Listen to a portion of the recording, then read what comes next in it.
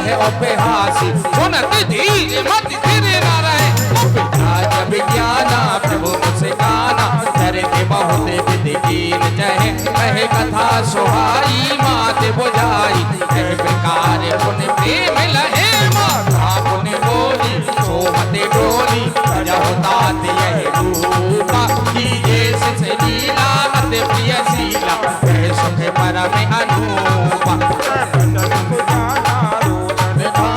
कोई बालक सुध भूपा, कह चरित दिखावे हरिपद पावन, लीला बरहे महबूबा।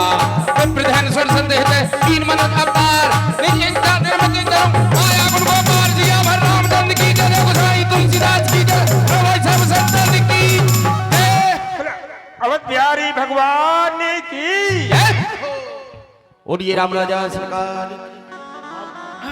भगवान राम का अवतार हुआ, कौशल्या माई ने दरवाजे खोले, लोग लाइन में लगे हुए थे, राजा दशरथ जी भी खड़े हुए थे, सूर्य देवता भी खड़े हुए थे, कि इतने में चंद्र देवता आ गए। चंद्र देवता बोले प्रभु बहुत अन्याय करते हो। बोले क्यों, क्या हुआ? बोले एक तो आप दिन में 12 बजे पैदा हुए और ये सूर्य लाइन में लगा हुआ है, हमें दर्शन ही नहीं करने दे रहा है। बोले चंद्र तुम परेशान मत हो, अगली बार जब मैं जन्म लूंगा रात के 12 बजे जन्म लूंगा, आप बिल्कुल चिंता मत करो, चंद्रवंश में जन्म लूंगा, रात के 12 बजे जन्म लूंगा, इसलिए आप बिल्कुल चिंता मत करो। और एक हम आपको और अब भी आपको तसल्ली नहीं है तो मेरे नाम के साथ आपका नाम भी जुड़ेगा, इसलिए भगवान राम का जो नाम है वो रामचंद्र है। चंद्र को ये कह करके शांति प्रदान की। लोग दर्शन करने के लिए ललायत थे, उनके दर्शन करते रहे। दान पुण्य जो था वो कौशल्या माई जो है वो दान करती रही। 19 घंटे बाद पुख्य नक्षत्र में भरत जी का जन्म हुआ। मंथरा वहां से चिल्लाती हुई आई, केकई के लड़का हुआ है। राजा दशरथ बड़े प्रसन्न हुए, भरत रूपी पुत्र ने जन्म लिया है। रानी केकई ने, मंथरा ने और राजा दशरथ ने भरत जी के होने पर भी दान पुण्य किया। और उसके कुछ घंटे बाद आश्लेषा नक्षत्र में लक्ष्मण जी और शत्रुघ्न जी ने जन्म लिया। आश्लेषा नक्षत्र ज्वाइंट होता है, इसलिए दोनों ज्वाइंट रूप में दोनों भाई पैदा हुए, लक्ष्मण जी और शत्रुघ्न जी। तो इस प्रकार से सूर्य वंश में भगवान राम, लक्ष्मण, भरत और शत्रुघ्न ये चारों भाई अवतरित हुए।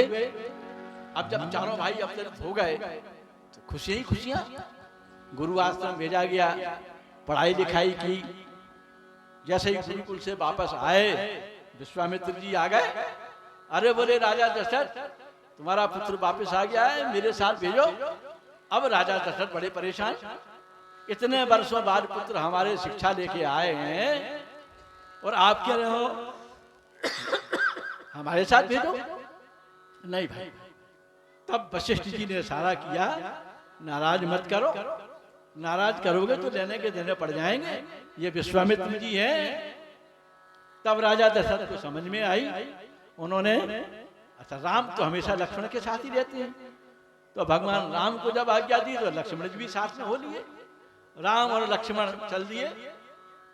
रास्ते में एक राक्षसनी को निपटाया और निपटा करके विश्वामित्र जी का यज्ञ जहां हो रहा था उस यज्ञ के राक्षसों को निपटाया। और 2-3 दिन बाद जनकपुरी पहुंच गए दोनों भाई विश्वामित्र जी के साथ में। बीच में अहिल्या का उद्धार किया। गौतम ऋषि की पत्नी अहिल्या जो पत्थर बनी हुई थी उनका उद्धार किया और उद्धार करके अब जनकपुरी में पहुंच गए। जब वहां पहुंचे राजा जनक को खबर हुई विश्वामित्र जी आए हैं, उनके साथ तो राजकुमार हैं। राजा जनक ने स्वयंवर रखा हुआ था और स्वयंवर का निमंत्रण जो है वो अयोध्या भी भेजा था, लेकिन उनको ये पता नहीं था कि आ रहे हैं। तो बड़े आश्चर्यचकित हुए कि कोई समाचार नहीं है और दोनों राजकुमार आए हैं, ये स्वयंवर में आए हैं, ये अचानक आए हैं। खैर उन्होंने अपने मंत्री को भेजा, जाओ व्यवस्था करो, रुकने की व्यवस्था करो, हमारा प्रणाम दो और पूछो महाराज कब मिलने आ जाए। बातचीत हुई, उनको ठहराया गया। विश्वामित्र जी से उनकी मुलाकात हुई राजा जनक की, और उन्होंने यथोचित सत्कार किया और सब बातें बताई। विश्वामित्र जी ने कहा कोई बात नहीं है, अब निमंत्रण पहुंचा हो, दशरथ जी की तरफ से आज्ञा आई हो ना आई हो, फिलहाल तो ये दोनों भाई मेरे संरक्षण में हैं। माने आप मुझे ही इनका माता पिता मान के चलिए, जो मैं कहूँगा जो यही वही करेंगे ये। तो वहाँ पर स्वयंवर हुआ। स्वयंवर में माता सीता ने भगवान राम का वर्णन किया। अब जब वर्ण हो रहा तो हंसी मजाक तो शादी में होती है। सीता जी छोटी, लक्ष्मण जी की और राम जी की लंबाई ज्यादा। अब सखियां परेशान, सीता मैया की माता जी परेशान कि ये माला कैसे डालेगी। रामचंद्र जी तो बिल्कुल अखड़े हुए, लक्ष्मण जी कह रहे झुकना नहीं है। मनोरंजन होता है भाई शादियों में। रामचंद्र जी भी वैसे तो स्वभाव के बड़े सुशील हैं, लेकिन भाई ने चढ़ा दिया, चढ़ गए। उन्होंने अपना सिर नहीं झुकाया। अंत तो गत्वा जनक से कहा, विश्वामित्र जी से कहा, सबने सरेंडर हो गए, बोले भाई हम नहीं कह सकते। अंत में लक्ष्मण से निवेदन किया, तो लक्ष्मण जी जाकर के सीधे राम जी के चरणों में झुके। तो राम जी लक्ष्मण जी को उठाने के लिए जैसे ही झुके, सीता मैया ने उनके गले में माला डाल दी। बोलो राम राजा सरकार की जय। जय। इस प्रकार से स्वयंवर संपन्न हुआ।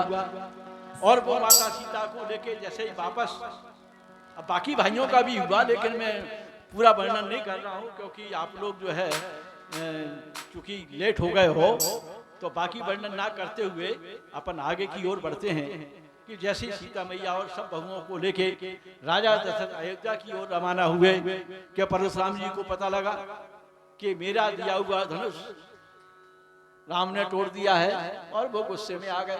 जबकि वो स्वयं विष्णु अवतार हैं, परशुराम जी स्वयं विष्णु अवतार हैं, लेकिन वो गुस्से में आ गए, मेरा दिया हुआ धनुष तोड़ दिया, ये किसकी हिम्मत।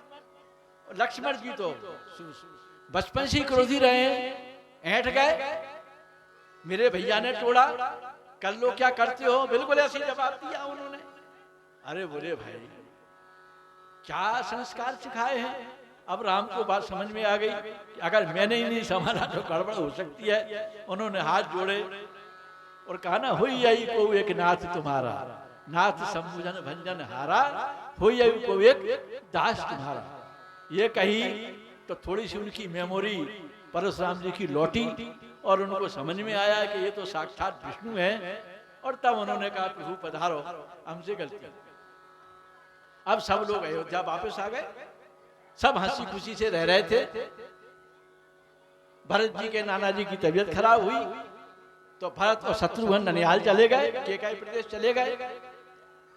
अब दशरथ जी को ऐसा लगा कि मेरा बुढ़ापा ज्यादा आ गया है, बुढ़ापे की छाया मेरे ऊपर ज्यादा है, तो क्यों ना राजपाट सौंप दूं और संन्यास ग्रहण कर लूं। क्योंकि गोपनीय बात यह है कि राजा दशरथ को एक बात परेशान कर रही थी, उस बात को उन्होंने किसी से साझा नहीं किया। आप लोगों को तो याद होगी श्रवण कुमार वाली बात, क्योंकि श्रवण कुमार को उन्होंने तीर मारा था और श्रवण कुमार के माता पिता ने उनको श्राप दिया था कि जिस प्रकार अपने पुत्र के वियोग में हम मर रहे हैं, एक दिन तुम भी अपने पुत्र के वियोग में अपनी जान दोगे। ये उनके दिमाग में चल ही रहा था। तो उन्होंने कहा जितनी जल्दी मैं राजा राम को बना दूं, मेरा काम खत्म है। उन्होंने कहा, बुलाया वशिष्ठ जी को और सब मंत्रियों को कि भाई हमारी ऐसी इच्छा है कि इनका राज तिलक कर दिया जाए।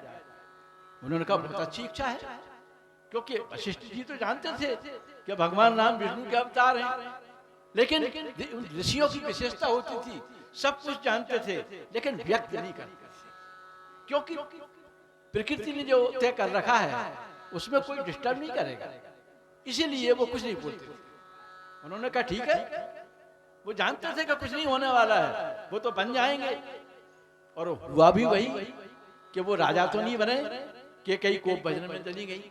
मंत्रा ने बुद्धि पलट दी, वो केकई जो भगवान राम को कौशल्या से ज्यादा प्यार करती थी, बुद्धि पलट दी। उन्होंने कहा युद्ध में मैंने आपको बचाया था, आपने 2 वचन देने की बात कही थी, तो आज वो 2 वचन पूरे करो। अब कोप भवन में देवी चली जाए, किसकी हिम्मत है? और मंत्रा जैसी दासी हो, बिल्कुल नहीं, डिगना भी मत, चाहे राजा कोई सा भी आपको लोभ दे।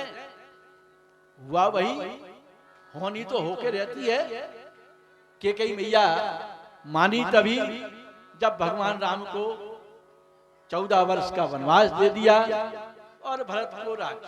लेकिन उनको ये पता नहीं था कि भरत वो भाई है, वो पुत्र है जो इस बात को कभी स्वीकार नहीं कर सकता।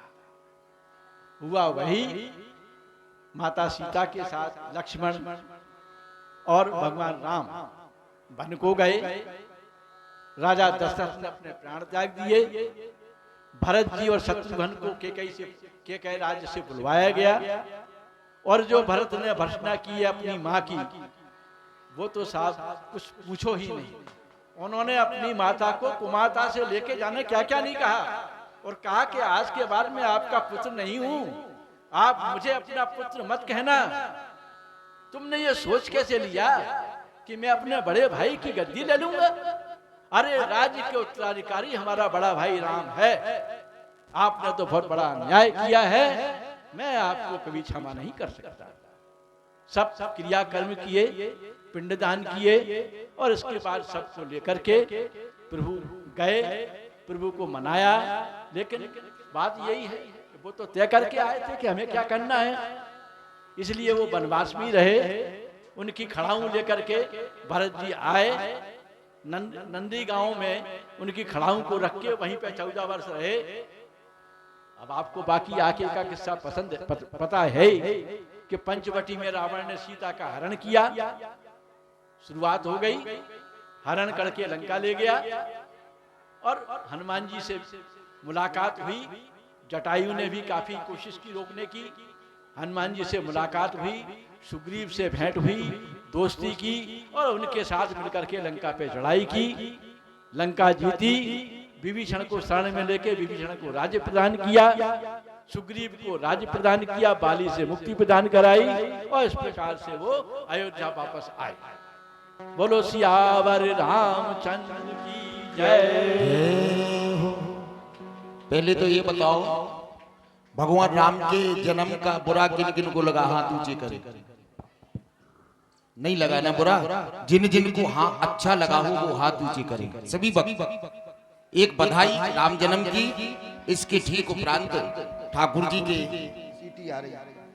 जी के जन्मोत्सव की कथा हमारे परम पूजनीय व्यास जी महाराज जी से आप श्रवण करेंगे। जिन जिन को अच्छा लगा हो भगवान राम ही राजा जी का समय नृत्य करने। जन्मे है चारऊ भैया, देखो एक बच्ची उठी है, केवल इस बच्ची को अच्छा लगा।